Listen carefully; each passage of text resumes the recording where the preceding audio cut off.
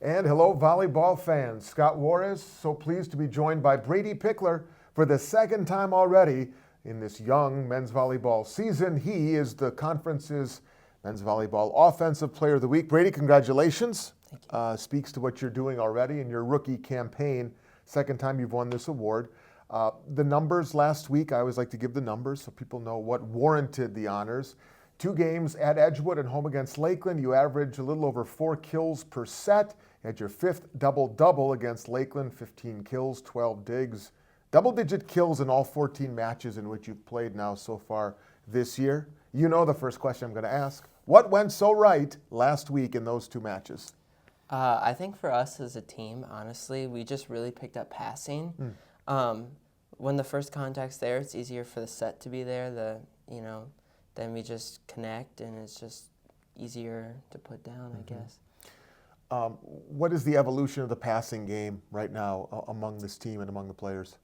It's something that we work on every practice, for sure. I mean, first contact is most important contact. It's what you have to, initiate the game. So, it's one of the most important things. We practice it a lot. We've been working on it a lot. I know it's normally one of our goals every single game to pass over a certain percentage. Okay. So. What is that goal, if I may ask? It depends on the game, but I Okay. believe before that game we wanted to pass over a 2.2, which Okay. it's on a 3-point system. So I think we passed about that, actually. Okay. And that varies from match to match? We normally change it from match to match depending on serves and stuff like that. Okay. I do want to talk about, because now we're getting into the heart of conference. I mean, it's pretty much conference the rest of the way with a couple of exceptions. You guys are 3-1 now in the NACC. Road conference games, whether it's high school, whether it's college, it's hard to win on the road in conference, right? What have you seen in the past in high school and other places that you think you can use to maybe help win on the road collegiately in conference? Because it's tough. It's not easy.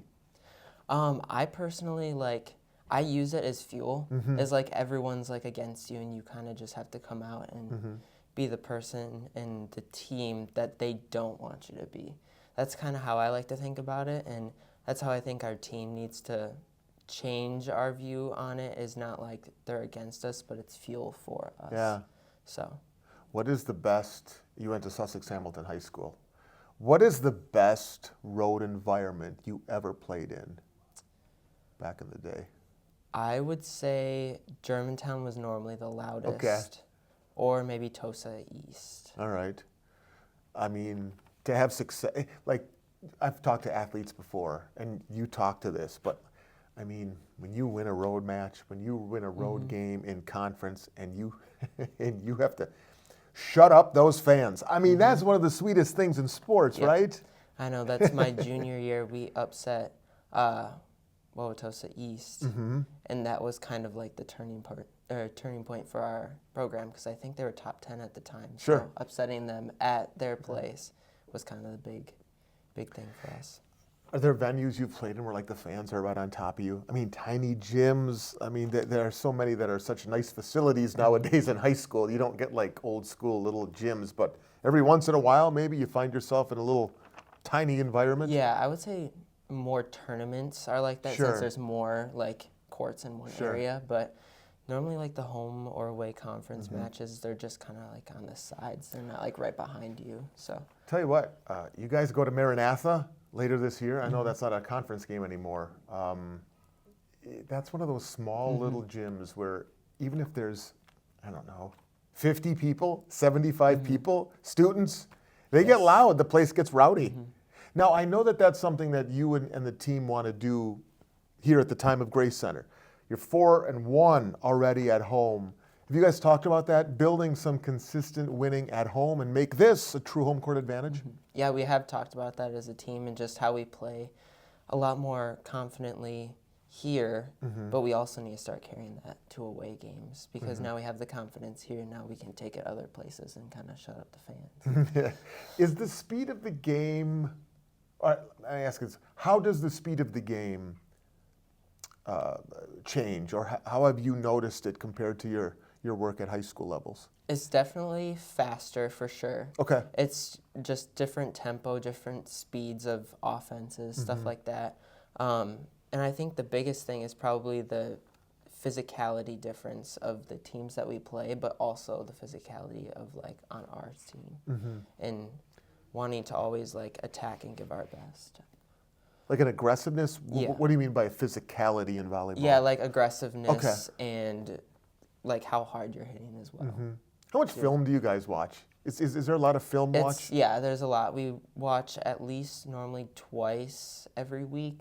Normally once on the games that we play, and then once on the opponents that we're playing next. So you watch yourselves a little bit and then Yes. look to the next opponent. And then we also have assignments that we have to do by like watching Okay. our future opponents before we watch it as a team, so we kind of know going into it what they look like. All right, let me ask you this. What have you seen in yourself on film this year that you've picked up on? I picked up on like smaller things that you wouldn't think on. Probably in a things game. only you see. Yes. Yeah. Yeah, it's, you know, stuff that you want to work on, whether it's like something that a coach wants you to work on or just yourself just wanting to see like whether it's a change in the angle that you're hitting or where the defense is or what you want to like, how you want to change your game. What is like number one, if I could ask, if you want to share it with people who watch and maybe the opponents too, but is there something right now in your game that says, I want to put this at the top of my to-do list just in terms of self-improvement? Yeah, I have a couple things.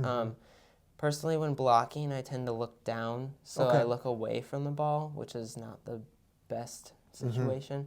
I'm also working on transitioning further off the net in like the middle of rallies. Okay. And then, yeah, Yeah. it's mostly just that, and then working on a little more cut shots and tips and stuff like that. You know, before we play a little 5 questions here with our NACC Men's Volleyball Offensive Player of the Week, I think I've asked you this before. I know I've asked this of other players because I'm very fascinated by the chemistry and the evolution of this team because this year, for those of you who've seen them play or followed, and if you haven't, I'll tell you, this is the year where I think the men's volleyball program will look back and go, this is where we started competing at the highest level. I mean, we can win matches, 50-50 matches can go our way. This is kind of like year number 1, I think, in a lot of ways. So my question is this, where is the chemistry? I'm fascinated by that process. Where would you say it is right now? I assume winning helps. It does, for sure. I know you can kind of tell the difference between when we win versus when we lose, like how the next following practices are. Okay. Because you can kind of tell like just the emotion in the gym and stuff like that. But it's definitely taking us in the right direction that we're kind of getting over those losses and using them as fuel to move forward. Because I know some of the games that we lost at the beginning of the season that were close, like Trine and North Park, those Right. were ones that we definitely should have had. So kind of using that as fuel and turning it into wanting to win. I don't know what you think. I thought that early win at Rockford was a big one. You pulled that win out at home over Marion. That was maybe one of those 50-50 matches. And sometimes learning how to deal with success is just as important as learning how to rebound after failure. And I thought winning at home over Marion and then following it up with the win over Rockford, not letting it slide, I thought that was a pretty big moment in the season early. Yes, I agree. It was something that kind of just got us going into conference. You know, we knew that we needed to beat Rockford, especially after our win against Marion. So it was just something that we knew that we, going into it, had to win. Yeah. So something that we just took care of. Avoid the letdown. Absolutely. Okay, Brady, we've done this once before. You know how it goes. For those of you who don't, in the time-honored tradition of these interviews, we play 5 questions. Don't overthink it. First answer that comes to mind. Number 1, the better odds of happening. You win a Grammy for your singing or an Oscar for your acting.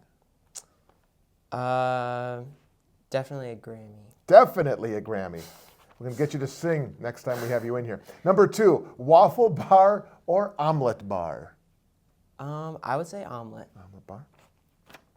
What one place would you like to visit that you've never been?